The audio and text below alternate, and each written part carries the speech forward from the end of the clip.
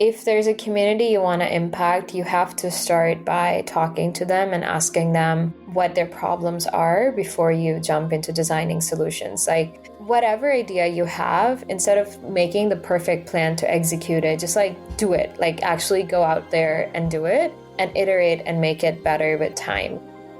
Welcome back to the Slow Dive podcast, where we explore creativity, community, and the courage it takes to imagine a better world. I'm your host, Farida Rafique, and today we're diving into a conversation about innovation, leadership, and the power of imagination, especially when it's fueled by empathy and purpose. Our guest today is someone who embodies all of that. She's a social entrepreneur, an educator, and a community builder, learning designer who has dedicated her work to empowering young changemakers across borders. Meet Ezza Naveed, the inaugural Segall Innovation Fellow and the founder of the Imagination Lab, a social entrepreneurship program supporting immigrant high school students in Massachusetts. She's also the creator of the Young Leaders Program in partnership with Urraan in Pakistan, a free fellowship that has trained more than 900 students to become local changemakers through social learning, leadership, and technical skills. Ezza is a Global Social Impact House 2024 Fellow through the University of Pennsylvania and an Oval Office Fellow 2024 at Harvard Kennedy School. She holds a Master's of Education from Harvard University and a Bachelor of Science in Cognition, Brain, and Behavior from Minerva University, a program that took her across 4 continents and 5 countries. Today, she serves as school community outreach lead and learning designer at Half the Story, a nonprofit focused on digital well-being for young people. When she's not mentoring students, you can find her rollerblading, biking, or writing poetry that celebrates connection and courage. So take a deep breath, settle in, and join us as we slow down with Ezza Naveed to talk about imagination, impact, the art of building communities that help us all thrive. Welcome, Ezza. Thank you so much for having me, Farida. It's such an honor to be here and to get to share my story with your audience today. No, thank you. I think this is going to be a really great episode because you're just doing such wonderful things. So we're just going to start off with our icebreaker question. What is one thing that is bringing you joy this week? It's a beautiful and very timely question. My mom is visiting me from Pakistan. She lands in 2 days, and I, before our call, was sitting down and working on an itinerary for her and all the places we're going to see. So I think as adults, we don't get that much opportunity to share pieces of our lives with our parents. And I think it's like a beautiful and rare chance for me to get to do that. Seeing my mom is going to bring me a lot of joy. That is lovely. Okay, what's one of the places you're going to take her that she hasn't been to? Can you share? Yes, I think it's called the Filoli Gardens. I hope I'm not mispronouncing that, but it's like a beautiful like castle slash gardens. It's like a 20-minute drive from San Francisco. And my mom like loves nature and she loves historic sites. And I was like, hey, California doesn't have that much historic sites, but there is some. So I'm really excited to take her there. Nice. If your younger self could see your life today, what would surprise them the most? It's such a beautiful question. It's interesting because I was at a reunion this weekend for my Global Social Impact House Fellowship, and they asked a similar question about like look back 10 years from today, like 10 years ago, like where were you? And 10 years ago, and was like the self that really was thinking about this moment the most. Like I was in high school, I was in Ahmedabad, my hometown. I was thinking about moving to Islamabad for my high school, and I had all these questions, ideas, hopes, dreams that were like completely far-fetched, but I was just still willing to dream and still willing to think about them. It's amazing to say that I've achieved a lot of what Baby Ezza wanted to do. And I've sort of like, I think Baby Ezza would just be like, oh my God, you're so cool. Like, you actually made that happen and you did this and you did that. And, and that's a sweet reminder because often we forget our own power. We often forget how far we've come ourselves. So yeah, I think Baby Ezza would be like so proud of how far I've come. But thank you for that question. No, yeah. And Farida, the podcast host, is also very proud of you. I just met you and I'm like, wow, you've done some great work and we're now going to share it with our audience. So we're going to start with your origin story from Pakistan to the Bay Area. First of all, really, really quickly, what does a learning designer do before we get into your origin? Like, tell us what is a learning designer for people Yeah. who do not know?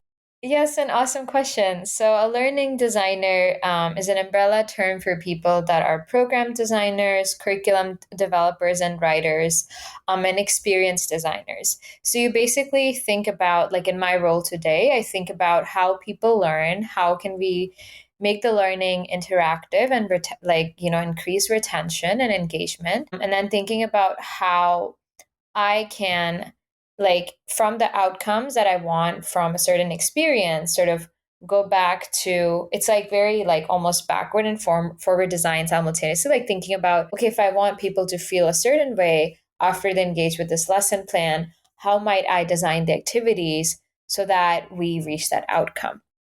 So for learning experience designer, which is sort of what I do, is when I host an event, I don't just like gather people and bring pasta to the table and I'm like, okay, eat food, like have fun. I think about questions I can ask my friends. I think about, what can I share with them to help them prepare? What can I do in terms of prompting them to help them arrive to the day and to the moment and rise to like what's in front of them. So it's really thinking about outcomes and feelings that you want, and then using different methodologies, frameworks, and research to inform what that experience can unfold and look like. Wonderful. That is a very important job. Okay, as you have the word you use is happenstance, but you have a very inspiring journey from northern Pakistan to San Francisco. Can you share what initially set you on that path? I know we were talking about babies at 10 years ago, but talk about like what the role of synchronicity and happenstance was for you to now. Yeah. So this might sound cliche, but there's like a few like quotes that like come to my mind as I think about my journey. Like one is, well, the word happenstance for sure, but it's you can only make sense of a journey. Well, you can only connect the dots backward, not forwards, by Steve Jobs, which is something that a mentor actually said to me 11, 10, no, 10 and a half years ago almost at this point. Um, so I grew up in Aptabad. It's it's like increasing in size and population as a city today, but while growing up, it was a very small town, very culturally minded. I had no women in my family that were working, even though they were so brilliant and had great dreams. And I come from a family that does value education a lot. So my grandfather was a psychiatrist, one of the first in Pakistan. My father, my uncle, my brother, and sister, they're all psychiatrists. And so, like, education and pursuit was something that was valued. But at the same time, like, me and my sister, we didn't have female role models to look up to. It was just us and our dreams, and our mom pushing us and encouraging us to talk to different people and get direction and guidance. And so when I was in high school, in Pakistan, we say O levels, like, because it's sliced into O levels, which is ninth and 10th grade almost, and A levels, which is like your last 2 years of high school. For O levels, I was in Aptabad, and I don't know what I wanted, but my best friend Kirat was like, hey, I found out somewhere, Izza, that if you have great grades, you can get a scholarship to study abroad. And so person I know is doing that. And I was like, really? She's like, yeah, they covered, his whole tuition and so forth. Maybe we should do really well in school so that we are able to achieve those scholarships or like be able to access those opportunities. And that's really why I was like in O levels, okay, I'm going to do well in school. And when O levels was ending, there was this one senior I had, like she was a few years above me that, left Aptabad to go to Islamabad because she was like, if you want to pursue a better opportunity, you need to be willing to uproot yourself and locate to somewhere where there's like a higher concentration of opportunity and guidance.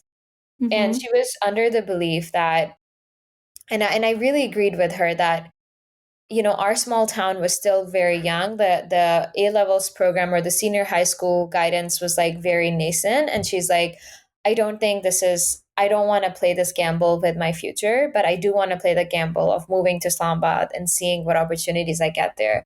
Without even thinking about it, I told my parents, like, yeah, I think I should move to Islamabad. And they're like, but there's no boarding. Like, the school is designed for like day scholars or like kids that have their families in the city. And I was like, I don't care. Like, I think this is what I should do. I ended up there not really knowing what to expect. And it was two of the hardest years of my life. I had no idea what I'm doing. I was working hard to become a doctor.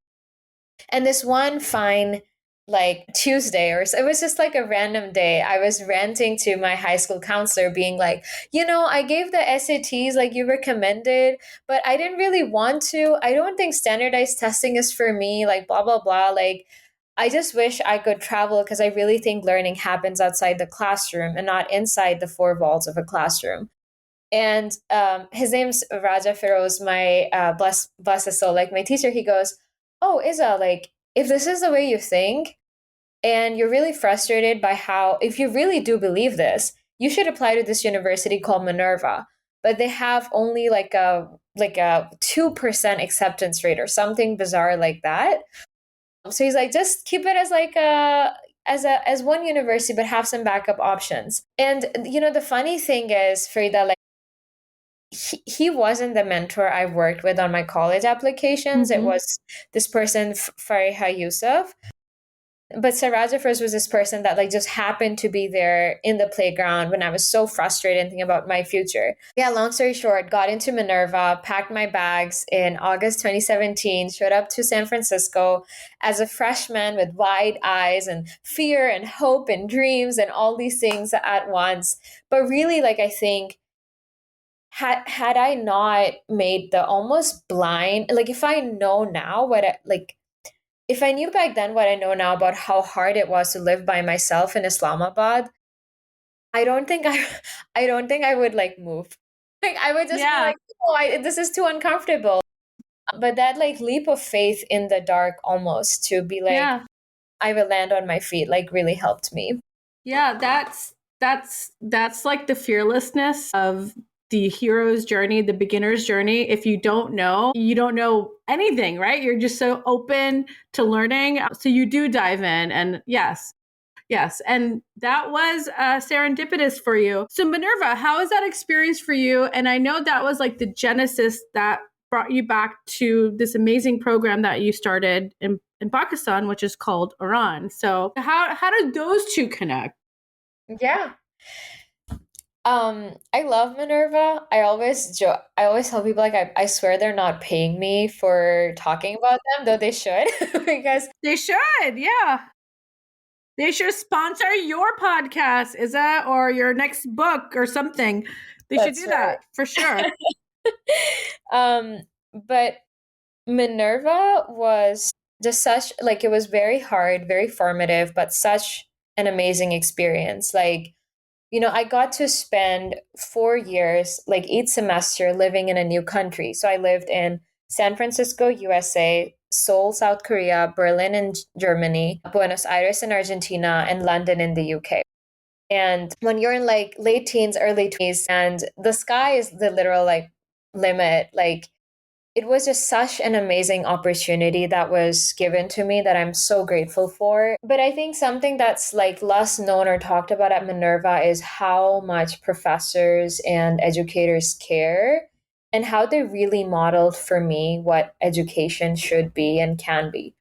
Like, our professors would, like, they really like go out of their way to like get to know us, like ask us questions, and be part of our journey. Like, to give you an example, I can still email my undergrad advisor, Scott Weiser was his name, and ask him for anything, and he will always respond with a resource or a person that can help me out or jump on a call. And I graduated like 5 years ago.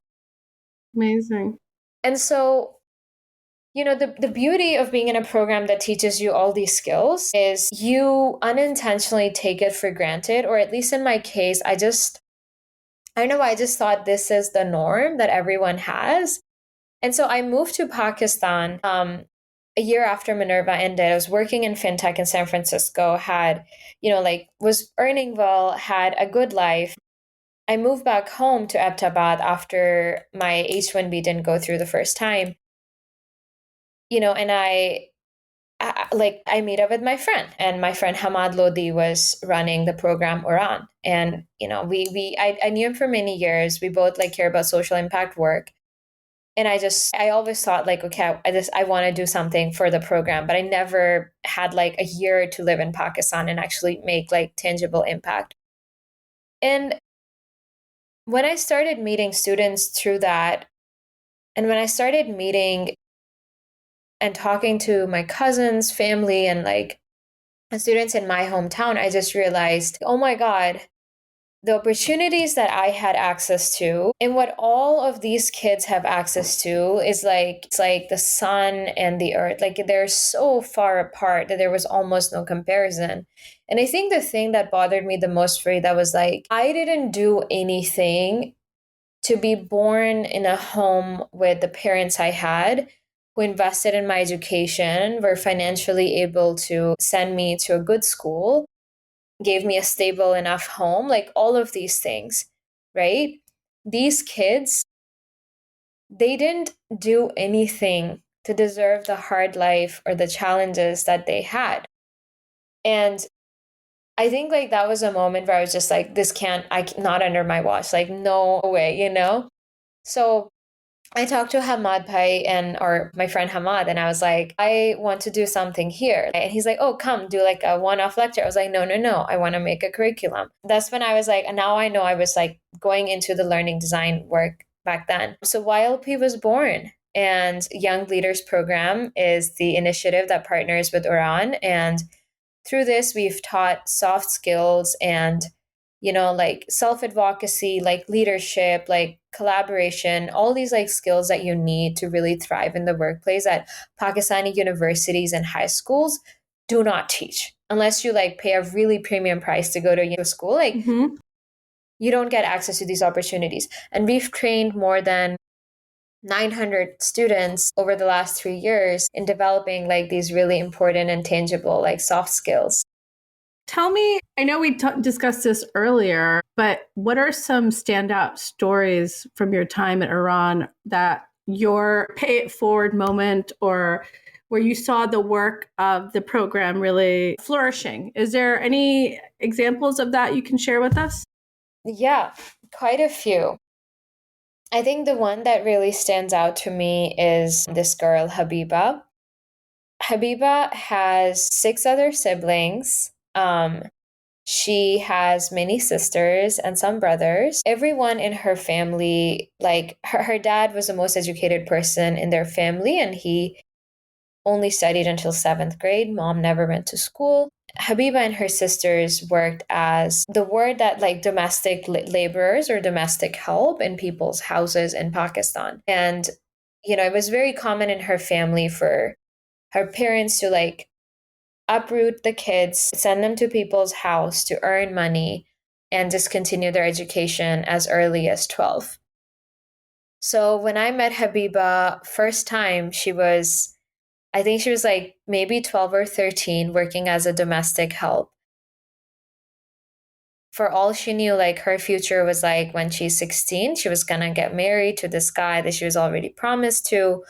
And financially depend on him and reproduce and all these things that are what's traditionally expected of girls in most of rural Pakistan. Habiba came to us when she was on a gap year. She pushed herself enough to be in 10th grade, but that's when she was okay, this is the furthest I can go.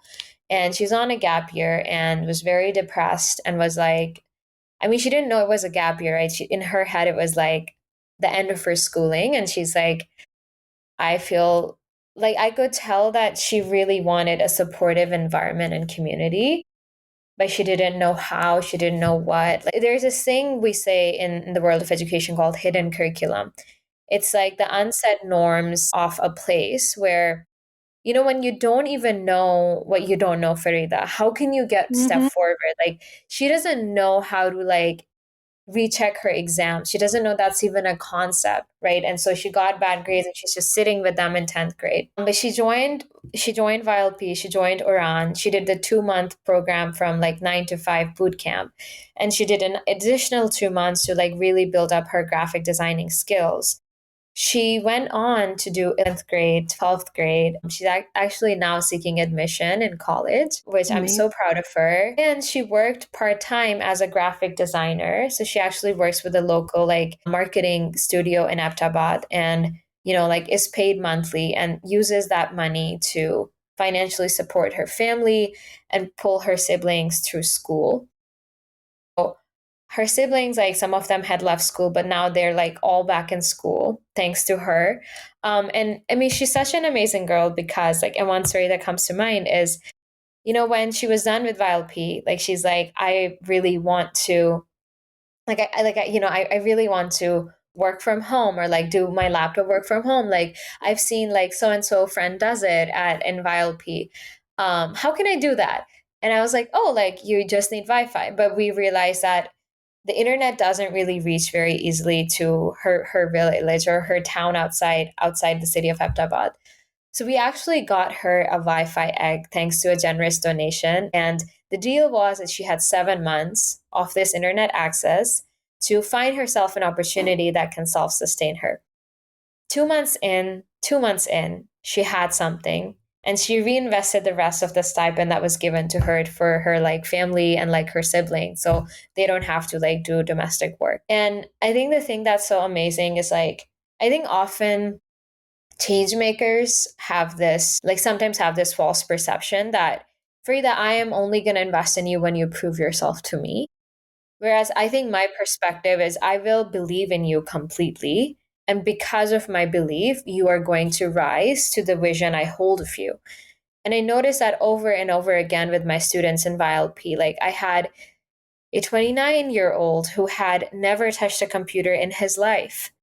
And part of YLP was like he had to all the students had to go to their communities. It could be anyone, their family, the street, like boys in the hostel they're staying in, and talk about and explain concepts from what they were learning and what they had gained, so to continue that chain of knowledge sharing. And it was amazing. Like I had to give all my students feedback. So he does his presentation in class about how he taught the boys in his hostel, and it was amazing. And on one of the slides I was like, oh, like you had these typos, it might help you to proofread this. And he's like, ma'am, like thank you, but this is the first, like I didn't know how to use a computer. Like 5 weeks ago I like opened a computer for the first time and learned to type. Like this is the first time I'm using Microsoft Suite to make a PowerPoint. Like learning PowerPoint took me 10 hours, and it's like, and so like he's like, so I know there's a typo, but it's okay, you know? And I think that was like such a moment for me to be like, that's right. I can't like we say in Urdu nukta chini, like I can't like go with a fine tooth comb every single moment and Mm-hmm. forget like the broad strokes of their growth. How was so with Urraan and how is it received? How has that been received in the community? How many stories are there like this of people, of younger and older students upskilling and learning and getting into the curriculum? Like, how has it been received and where is it now currently? It's been received so well. My students were so sad when I was leaving Pakistan to do my master's at Harvard. And they were just like, ma'am, like, this isn't fair. Like, like, why are you leaving us? And when I go back, like, I'm going to go back in December to Pakistan. I meet my students. We have alumni dinners, we have alumni lunches. It's informally organized because I'm doing the community engagement myself. So it's like, hey, who's in town? Like 2 weeks from now, we're going to meet up. And people always come. And I go do the lectures in all the, like, I still go back to our brick and mortar classroom to do like lectures or workshops for the students that are present. So there's like a consistent like touch point with me. But there's so many stories like this, Farida. These are two that I've just shared. Like from the 70 students that I taught myself across two batches, like it's easy to say I had more than 70 stories, right? And part of like what we did a lot of introspective work, because I don't think true change begins without like targeting and talking about the traumas that my students had been through and giving them a space and a container to process that. And the first day they would come, like the prompt was that they would have to write the story of their life on a piece of paper, fold it up, like it should be anonymized, and put it in a box. And we would pass it around and we would all read that story. And when I asked students about their reflections after that story, and I would always say, like, do you have a moment, like, does anybody want to claim the story? And they would add more context. And Frida, when I say I would go home and like cry and cry and cry, and like my therapy sessions were all processing the stories of my students, like, to make sure I have that support as well. Like, there was just so much. And it was beautiful to see, like, in the last day reflection, my students, like again, we would do a similar anonymized activity and they would share, like, like one of my students' most touching stories to me was like, they came from a community where there was a lot of sectarian violence between Shia and Sunni communities. And so just to protect their identity, I'll keep it super high level, but like they lost their community, they lost their home, they lost their father, and they never gave themselves the permission to mourn. And since they were six, they'd just been trying to be like the breadwinner or like being the brave face for their family since they were six. And to have them be like, I finally give myself permission to breathe, to be like, it's just phenomenal. And like one of my students had this pressure on his shoulders since he left his small village near really like deep KPK students would like come to Ahmedabad and stay there for this program. And I'm so proud of that boy because we had a guest speaker that came and like talked about being a software engineer and how you can train to be one. And he's now a founder. My student ended up reaching out to this person, moved to Islamabad, did like worked with them for a year, and now created his own production house and actually ended up hiring students from Urraan and VILP to work with him. And it's just like, we are just a channel. We have, everyone is powerful. People have the compass. We just have to make sure we are providing them the field and the environment to really make their dreams come alive. But my students are brilliant.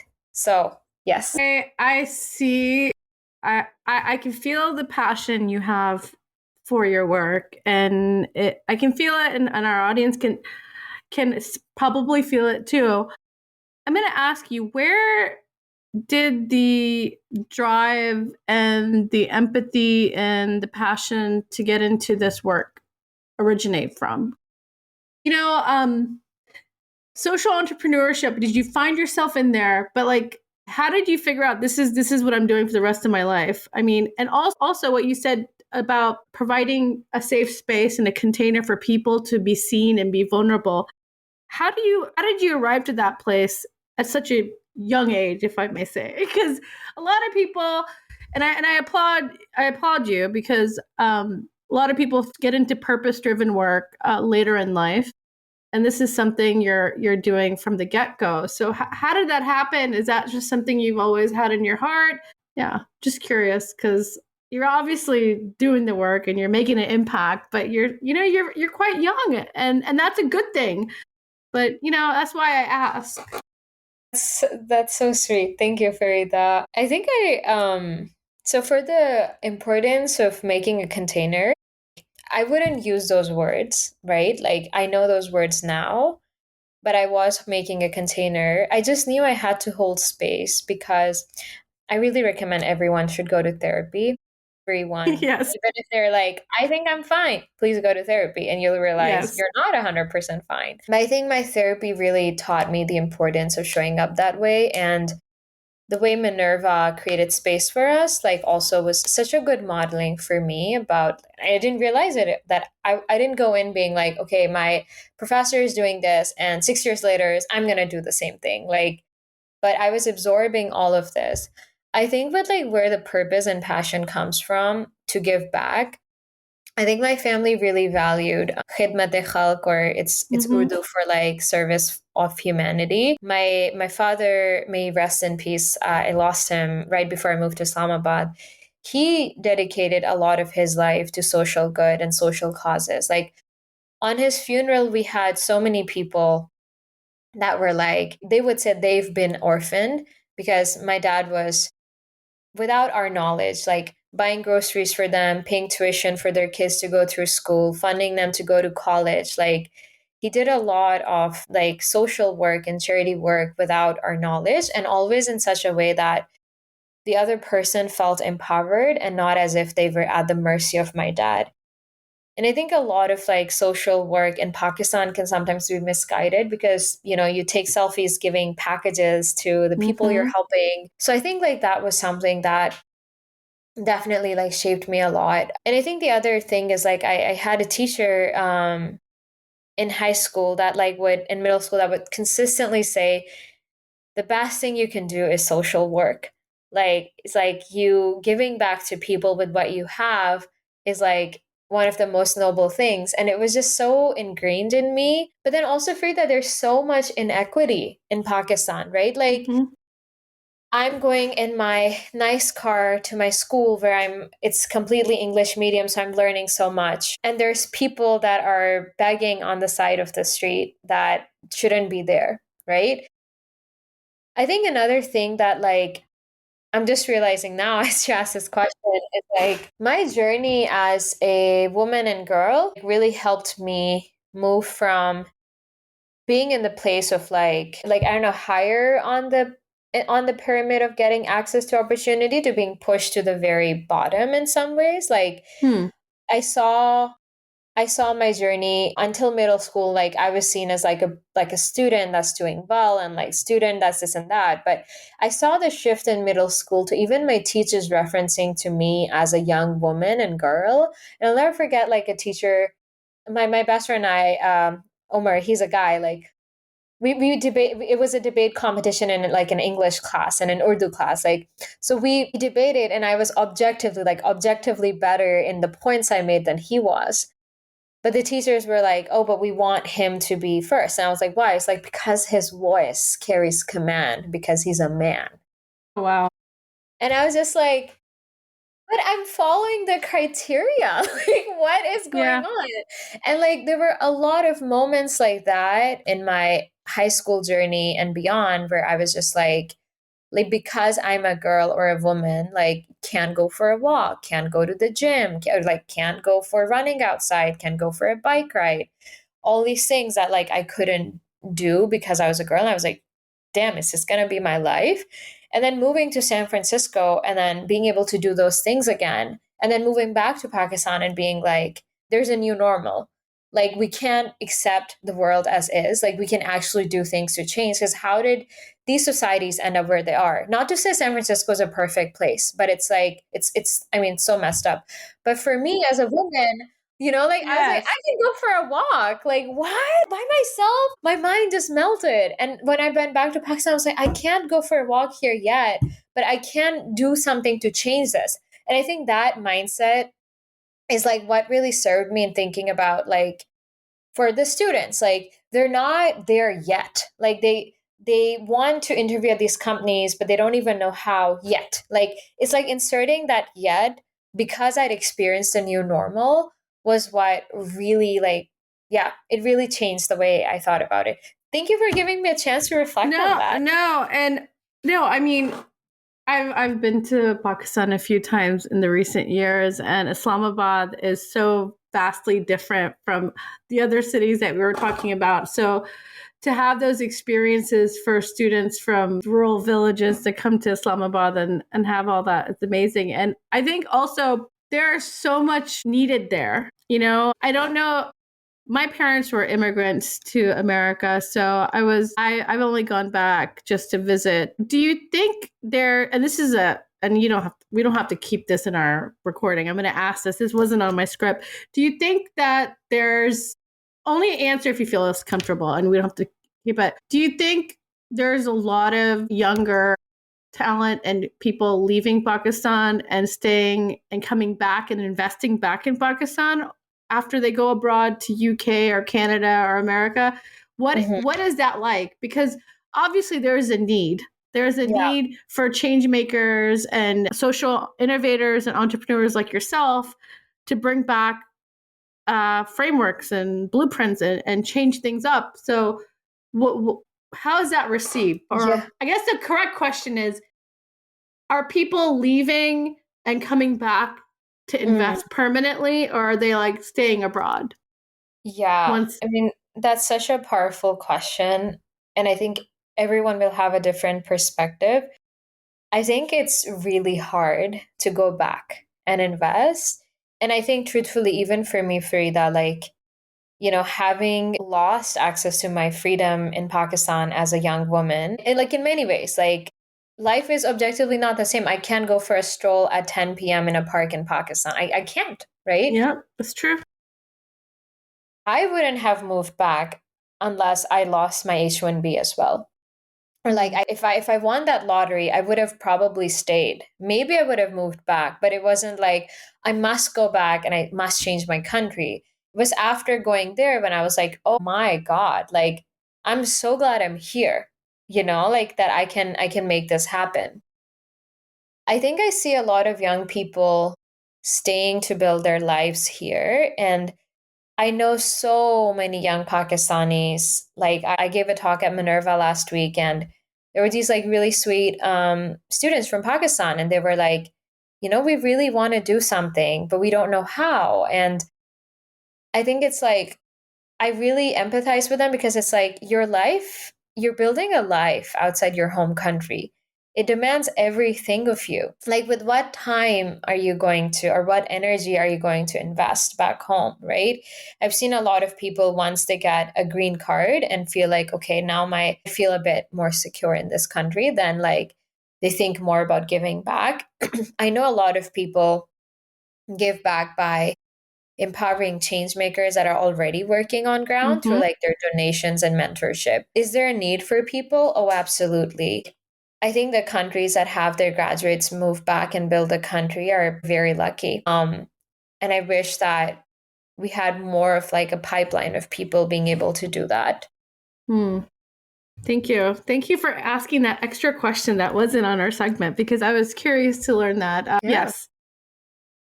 Well, let's talk about the Segall Innovation Fellowship. It's a prestigious leadership and social impact fellowship that supports emerging change makers. And you were the inaugural fellow. What has that experience been like for you? It was it was amazing. I actually have my photo of my me and my students through the program I built like right here. So and I look at it often whenever I'm like, what's the meaning of this? And then I remember, oh my gosh, okay, I love my students. And I think of them. It was great. I received funding to build my own program that is going to help middle and high school students get more clarity about their future. That was like the broad ask that American Student Assistance had, the funders. So I created the Imagination Lab, which was a social entrepreneurship program for middle and high school students that had an immigrant background. Like that piece is super important to me. And what I noticed, like basically it was like design thinking, helping like the boldness of it all was like, can we have immigrant students think about the problems in their own communities and become the change makers in that equation, and how can we activate them locally, right? And so consequently the pilot was with Lawrence, like a Lawrence High School in Massachusetts. It's historically been like the lowest performing school districts in the entire state of Massachusetts. I worked with this amazing teacher, Maureen Santiago. I love her so much. And we had 20 students that were working in teams to solve a problem. And the end of it, they came to Harvard to actually pitch in front of a panel of judges that were world-class experts about their problems. And just to give you like the impact, because not everything can be captured in numbers. The first day when I came in, my students were like, "Oh, Miss, like, do Latinos go to Harvard?" And most of my students were from Dominican Republic, or like they were from Puerto Rico. Like a lot of them were Spanish speakers, right?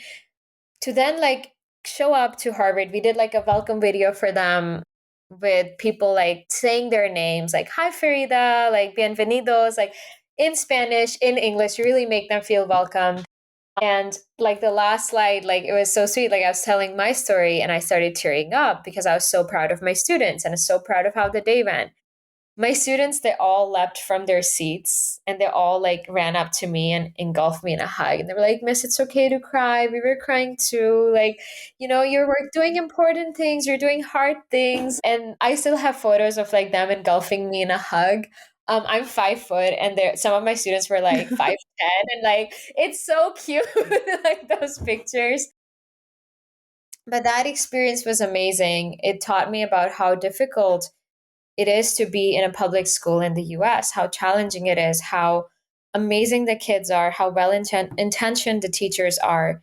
But it really, like, I really applaud Miss Santiago for like letting me be a part of her classroom. Because had she said like no, the imagination lab would have remained a theory.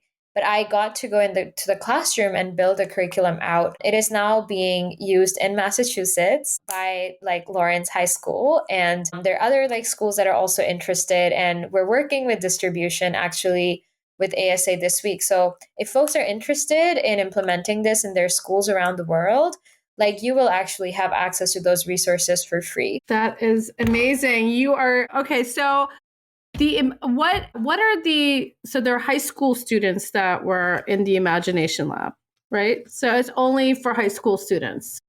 Are you going to adapt that for other ages or other secondary schools?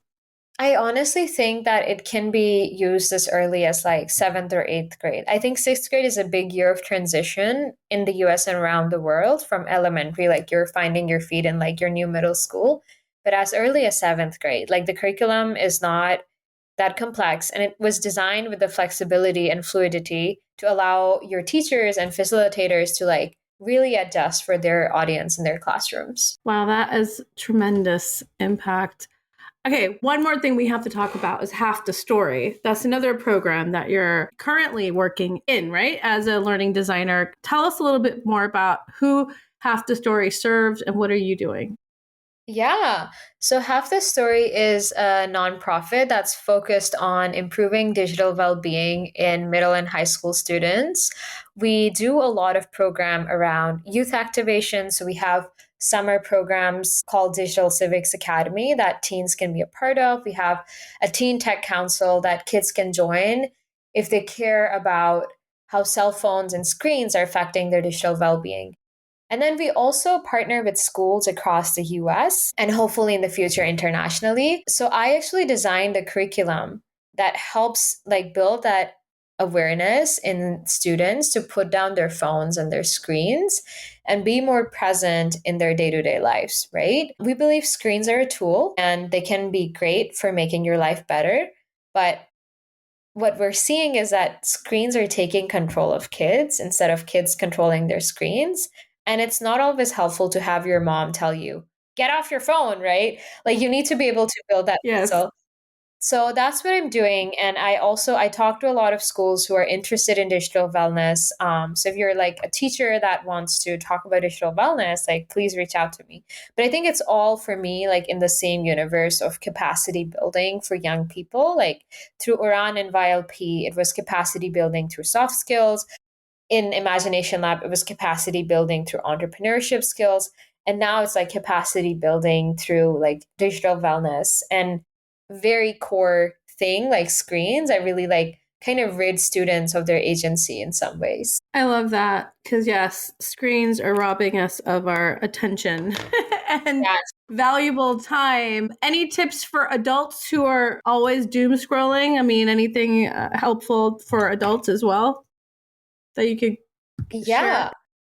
Yeah, I think the thing that helped me a lot was thinking about your screen time in terms of energy giving and energy stealing.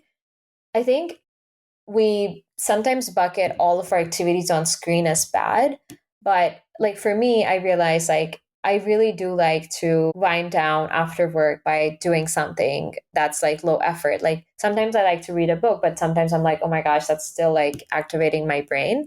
So I'm like, should I scroll on my phone versus watching half an episode of my favorite TV show? And I realized when I watch my favorite TV show, like something like Avatar, The Last Airbender, it energizes me.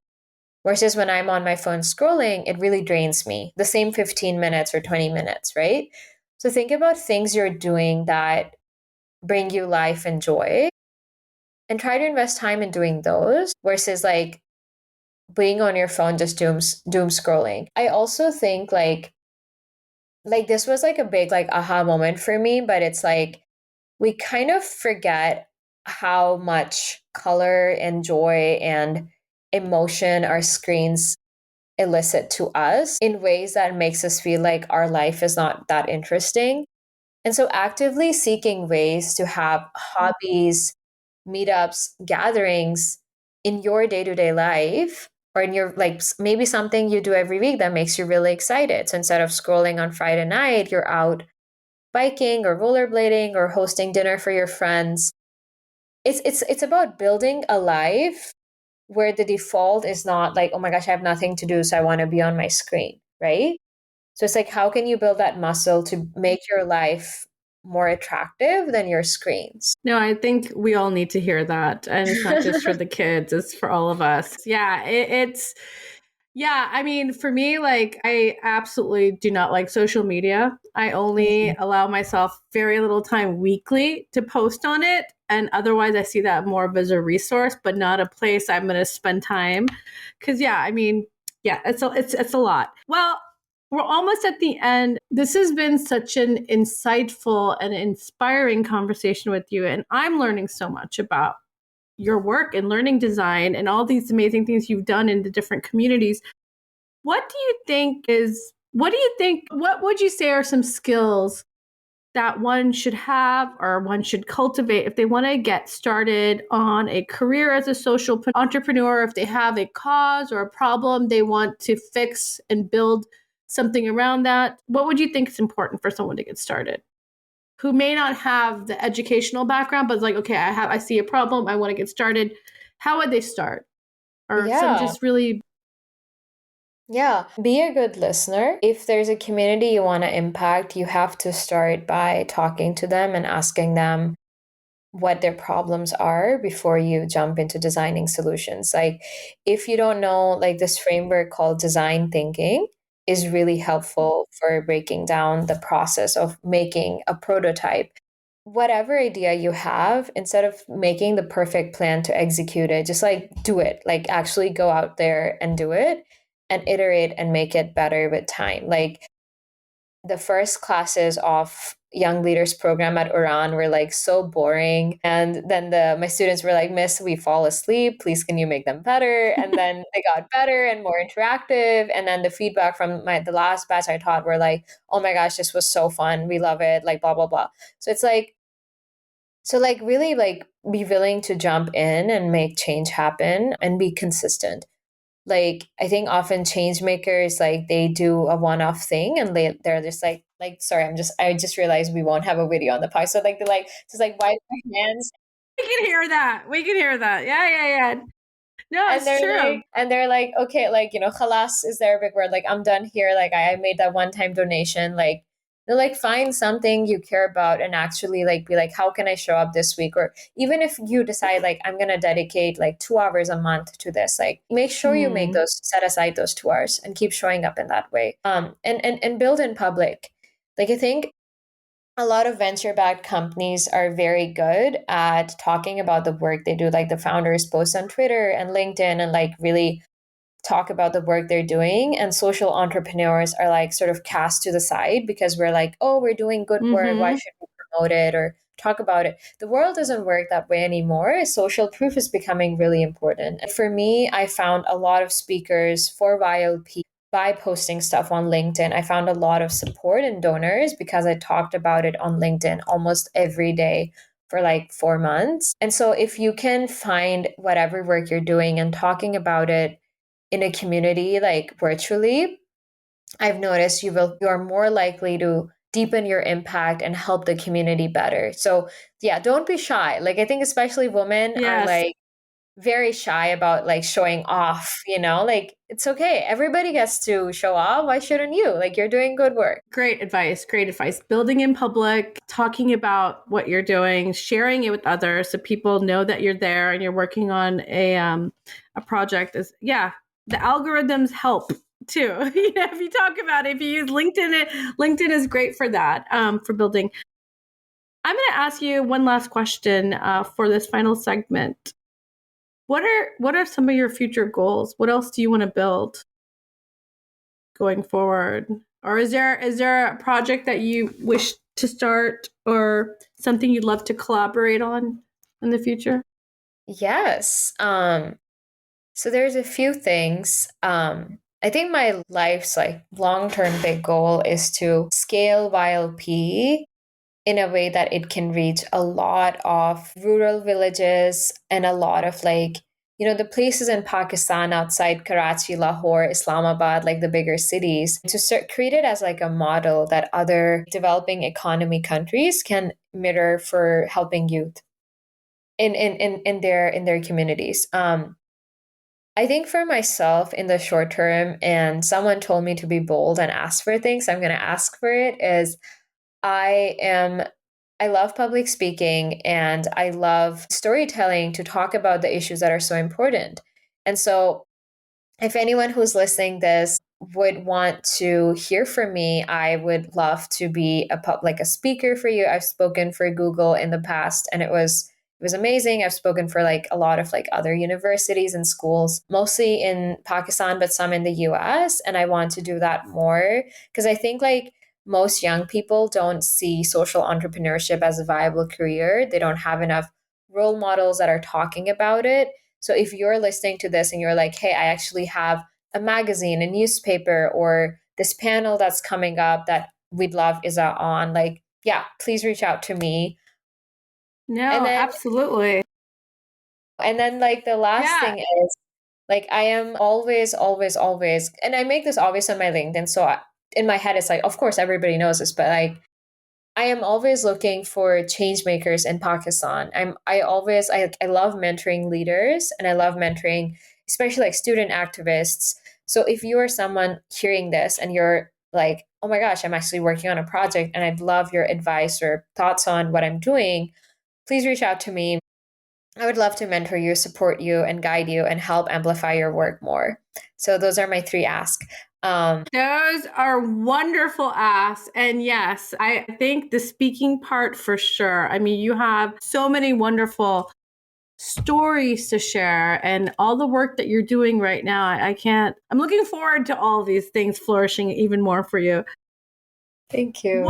What is something you've learned from your community that no classroom or textbook could teach you? And that's our reflective question. We always have that at the end of our episode. So, what have you learned from your community that no classroom or textbook could teach you? It's such a beautiful question. The power of happenstance and the surface area of opportunity. Some of the best things in my life have happened because I kept showing up to different conferences and speaker series, workshops, and talking to people. I talked to everyone that I possibly could, and so many amazing opportunities were born as a consequence. Like even finding Minerva, like I wouldn't know about it because like it was such a young school when I applied. But had I not opened up to my mentor, had I not seen him in my break time and talked to him about like, hey, this is what I'm struggling with, like an opportunity came back to me. And one of the most amazing internships I had is because I had Minerva's laptop sticker and I was sitting in a pitch competition in Seoul, South Korea. And this guy comes up to me and like gives me his email. He's like, yeah, I'd love to work with Minerva students. And turns out he's the CEO of like a multi-million-dollar gaming corporation called Deaf Sisters. And long story short, like that intro and relationship turned into like a lifelong mentorship. And he extended an internship opportunity for me to really like prototype their US office in San Francisco, hire interns myself. And that was 6 years ago. And today, like his daughter like studies in Berkeley, and I actually got to meet with her, take her out to dinner, like all these little things. But like I keep thinking about Farida, like when you like like the more you show up to these places with like this openness in your heart and this willingness to be like, I will take what universe gives me today and honor it and follow up, like you will be amazed at how your life just like shifts. Like often we go to these conferences and we just let our emails just like sit in like a notebook that we scribble them on and we don't follow up and we're like, yeah, I had a great time, and then you have no idea who you met a year later. So you gotta like follow up. That's like part of like being open to the universe and this happenstance. So I guess it's not just one thing, it's a lot of different things. But I think that's like No, the reflection that's just really helped me. no, I love that. And yes, you have to be in circulation, right? Like just like your body needs to circulate, you need to circulate. You need to put yourself out there. You need to be visible. And be prepared to meet people. And that's Exactly. how wonderful dots get connected, right? Well, Exactly. you're right. Just nurture those connections as well. Good follow up is very important, also in every business. Well, your call to action says, you're always seeking like-minded educators and change makers from around the world. So we will link all your information and contact information in our episode guide so that people can reach out to Ezza Naveed, also on LinkedIn. I want to thank you for joining us. This was a very insightful conversation, and I hope that we can follow up on all your amazing works a little bit later in the future. But thank you for being such an active change maker. It was a delight to have you on. Thank you so much, Farida. It was an honor to be here and to be included. Really, like, thank you. And to anyone listening, like, please reach out to me. Don't be shy. Practice that happenstance. And I look forward to hearing from you all. Thank you. I'm Farida. This is a Slow Dive. Till next time, remember to listen, reflect, and connect. Thanks for listening to The Slow Dive. Please be sure to subscribe and give us a positive review wherever you get your podcasts. The Slow Dive is hosted by Farida Rafique and edited by Drew Franzblau. Our theme music is Dive by Zero.